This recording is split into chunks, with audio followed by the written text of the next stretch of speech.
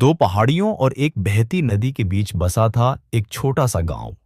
उसी गांव में रहता था एक सीधा साधा इंसान, राघव। लंबा कद, पैरों में घिसी हुई चप्पलें और हाथों पर मेहनत के गहरे निशान। वो एक किसान था, धरती से उसका रिश्ता खून जैसा गहरा था। लेकिन उससे भी बढ़कर वो एक पिता था, अपने बेटे अर्जुन का। राघव ने अपनी पत्नी मीरा को बेटे के जन्म के दिन ही खो दिया था।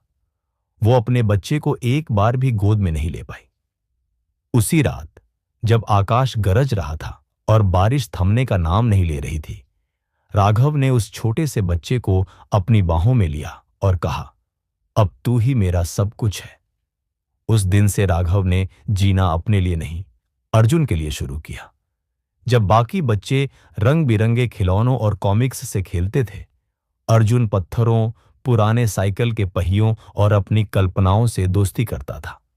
स्कूल बैग अक्सर किसी और का पुराना होता, कपड़े फीके और जूते कई बार रफू किए हुए, वो भी राघव के हाथों से। लेकिन एक चीज कभी कम नहीं हुई, प्यार। हर सुबह राघव अर्जुन के लिए रोटी और गुड़ की पोटली बांधते और खुद चलकर उसे स्कूल छोड़ने जाते। अच्छे से पढ़ाई कर, वो कहते, मेरे लिए नहीं, अपने लिए, ताकि तुझे किसी जमींदार के आगे सिर न झुकाना पड़े। शाम को खेत से लौटकर पसीने से तरबतर राघव अर्जुन के साथ बैठते और लालटेन की रोशनी में होमवर्क कराते। कभी कभी वो खुद खाना छोड़ देते ताकि अर्जुन पेट भर खा सके। अर्जुन को कभी पता नहीं चला, लेकिन गांव वाले सब जानते थे। एक दिन अर्जुन ने पूछा, बाबा, आपके हाथ इतने सख्त क्यों हैं? राघव मुस्कुराए, उसके माथे को चूमा और बोले, क्योंकि इन हाथों ने मिट्टी को, सूरज को और अब तेरे भविष्य को थाम रखा है। जैसे जैसे अर्जुन बड़ा हुआ, उसके सपने भी बड़े होते गए। वो इंजीनियर बनना चाहता था, पुल, इमारतें, मशीनें बनाना चाहता था। राघव को ज्यादा समझ नहीं थी, लेकिन वो जानते थे कि सपने पवित्र होते हैं और एक पिता का काम होता है उन्हें बचाना। कोचिंग की फीस भरने के लिए राघव ने अपना आखिरी गाय बेच दी। जब अर्जुन ने मना किया तो राघव बोले, गाय फिर से आ जाएगी। लेकिन वक्त और सपने एक बार गए तो वापस नहीं आते। कोचिंग गांव से शहर में थी। अर्जुन हर दिन बस से जाता, कई बार पैसे बचाने के लिए आधा रास्ता पैदल चलता। भूखा भी रहा कई बार, लेकिन कभी शिकायत नहीं की। पड़ोसी ताने मारते, तेरा बेटा एक दिन तुझे छोड़कर चला जाएगा। लेकिन राघव कहते, अगर वो ऊंचाई तक उड़ जाए तो मैं जमीन से देखकर खुश रहूंगा, बस वही मेरे लिए काफी है। एंट्रेंस एग्जाम में अर्जुन सिर्फ 2 नंबर से रह गया। वो घर आया, बैग पटक कर रो पड़ा। मैंने आपको नीचा दिखाया बाबा। राघव चुपचाप पास आकर बैठे, अर्जुन की ठोड़ी उठाई और बोले, तब हारता है इंसान जब कोशिश करना छोड़ देता है। आज रो ले, लेकिन कल फिर से लड़ाई शुरू। अर्जुन बोला, हमारे पास पैसे नहीं हैं फिर से तैयारी करने के। रात को राघव कहीं चले गए। अगली सुबह कुछ पैसे लाकर अर्जुन को दिए। ये कहां से आए? थोड़ी जमीन बेच दी, राघव ने कहा। आपने सब कुछ दे दिया? अर्जुन की आंखें भर आईं। बस तुझे उड़ान दे रहा हूं, राघव बोले। उड़ मेरे बेटे।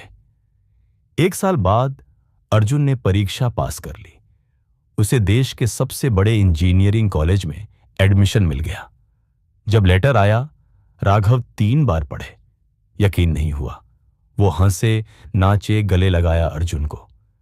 तेरी मां बहुत खुश होती।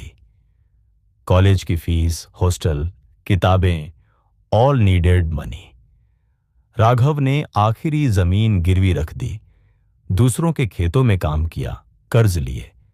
जब अर्जुन शहर के लिए निकला, राघव ने टिफिन और गर्म शॉल पकड़ाया। कभी कभी फोन कर लेना, वो बोले।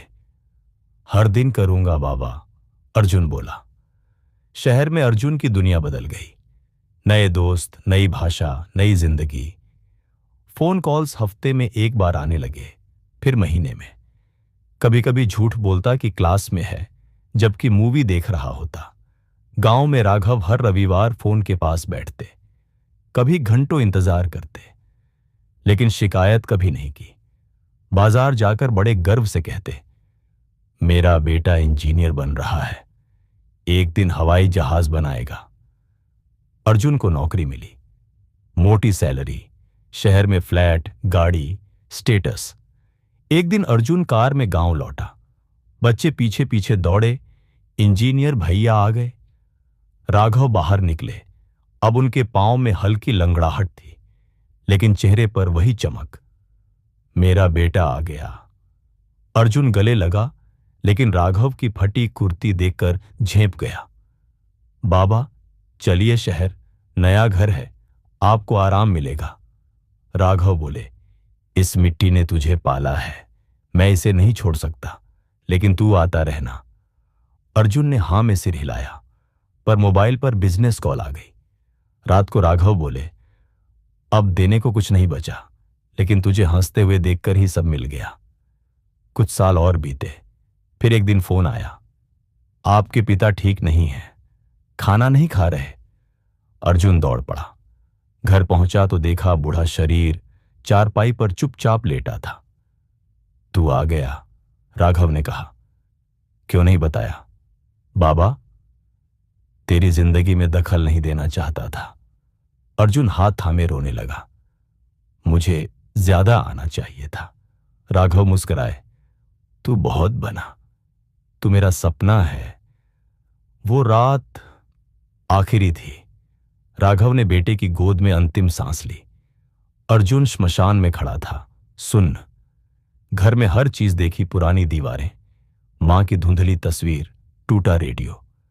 फिर एक डिब्बा मिला जिसमें अर्जुन की पहली तस्वीर, रिपोर्ट कार्ड, कॉलेज का लेटर, सब संभाल कर रखे थे। एक पुरानी कॉपी में लिखा था, मेरा बेटा मेरा मंदिर है, मैं उसकी सीढ़ियां हूं।